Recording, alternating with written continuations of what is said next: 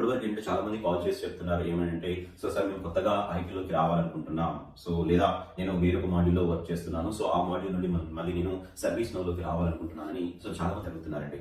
So ఎలా రావాలి, అసలు ఏం నేర్చుకోవాలి, అసలు దాని కంప్లీట్ పిక్చర్ ఇవ్వండి. సో ఎలా ఉంటుంది అసలు సర్వీస్ నౌ నేర్చుకుంటే ఫ్యూచర్ ఉంటుందా లేదని సో చాలా వరకు అడుగుతున్నారు. అయితే మెయిన్ గా మన ఈ రోజు టాపిక్ ఏంటంటే, మన సర్వీస్ నౌలో ఇప్పుడు నేను సర్వీస్ నౌలోకి ఎంటర్ అయిన తర్వాత మీరు ఏది నేర్చుకుంటే బాగుంటుంది, అసలు ఏది మన ఫ్యూచర్ ఉంది అనేటువంటి దాన్ని మీకు నేను చెప్పబోతున్నాను. ఓకేనా? సో స్టార్టింగ్ లో ఏం నేర్చుకుంటే బాగుంటుందని ఈ వీడియో మాట్లాడుకుందాం. Okay, right.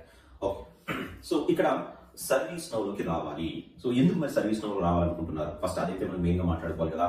ఎవరైతే నాన్ ఐటీ నుండి ఐటీలోకి వచ్చే వాళ్ళు ఉన్నారో, లేదా కొత్తగా సర్వీస్ నౌ అనేటువంటి కెరీర్ తీసుకోవాలనుకుంటున్నారో వాళ్ళందరికీ నేను చెప్పేది ఏంటంటే, ఇక్కడ లో కోడింగ్ ప్లాట్ఫామ్ అండి.